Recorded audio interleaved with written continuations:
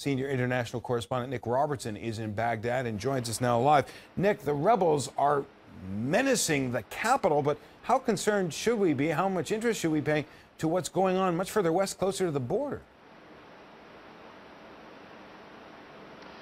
What's happened today in Al-Qaim on the border with Syria is very significant. After 3 days of fighting, the Iraqi army forces were overrun at their outpost there. It was a brigade, so we're talking about a significant number of troops who, after putting up a lot of resistance, were overrun. We're getting this from Iraqi security sources in Al-Anbar, in that western province of Iraq.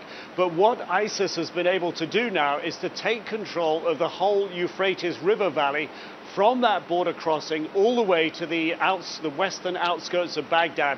So that links ISIS's safe havens and strongholds in the east of Syria directly by major highway all the way to Baghdad's outskirts. That's something they don't have from the north of Iraq down to Baghdad. It's about a 4-hour drive, pretty much down the Euphrates River Valley, across a little bit of desert.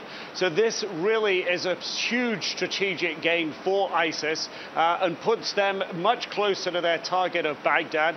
They said that they wanted to target the airport, the international airport in the western outskirts of Baghdad, and this certainly will put them in a better and stronger position to do that than they have been until now.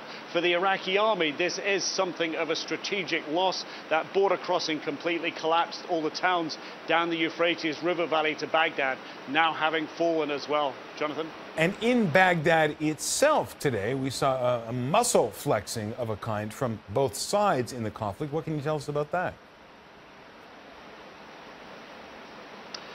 Well, what we saw in the eastern side of Baghdad today was a huge show of strength and show of support for a senior Sunni cleric who has a relatively large degree of influence here. It has to be said, his fighters for some time fought against the United States. So this was a show of force, and there was also a very strong message coming from those people towards the United States.